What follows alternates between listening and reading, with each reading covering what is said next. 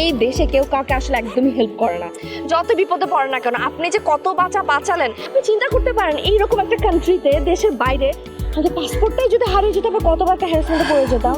Really thank you so much. আসলে আপা উপরে আল্লাহ আছে, উনি আমাদের বিপদে ফেলে, উনি আমাদের বিপদ থেকে উদ্ধার করে। আমি চলে আসিছি, এটা তো আল্লাহর উসিলা মাত্র। Thank you. এই তোরা এইখানে, তোদেরকে আমি কত করে খুঁজে বেড়াচ্ছি। এই এই কে? তোদের কেন বলছি অপরিচিত লোকের সাথে কথা না বলতে? হ্যাঁ, এরা ফ্রড হয়। তুমি জানো না কি হেল্পটা করেছে? একটু আগে শিমুর ব্যাগটা ছিনতাই করে দৌড় দিয়েছিল, উনি উদ্ধার করে দিয়েছে আমাদেরকে।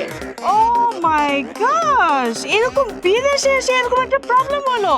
আমাদের তিনটা মেয়ে, কি একটা বিপদ। এনিওয়ে, তোমার নাম কি? সরি, আমি তোমাকে তুমি করে বলে ফেললাম। না না আপা, আপনি আমার তুমি করে বলতে পারেন, কোনো সমস্যা নেই। আমার নাম আজাদ। ও আচ্ছা। আচ্ছা সিস, তোমরা কি এখানে দাঁড়িয়ে থাকবে? উনি আমাদেরকে কত বড় একটা বিপদ থেকে উদ্ধার করলো। ন্যূনতম একটা কার্টিসি তো আছে নাকি? আমরা কোথাও নিয়ে যাই ওনাকে? না না আপা, আমারে কোথাও নিতে হবে না। আমি উপকার করেছি, আমার নিয়ে চিন্তা করেন না, আমি ঠিকঠাক আছি। না, আপনি আর একটা কথা বলবেন। আপনার নামটা যেন কি বলবেন? আজাদ। আজাদ, আপনি প্লিজ আমাদের সাথে একটু চলেন, আমরা অ্যাটলিস্ট কোথাও বসে একসাথে একটু খাই প্লিজ। আমি যাতে পারি, তো আপনাদের যদি কোনো আপত্তি না থাকে আর কি। বলছেন কোনো সমস্যা নেই, প্লিজ। তালিবারে চলে। আচ্ছা, ধন্যবাদ। কাম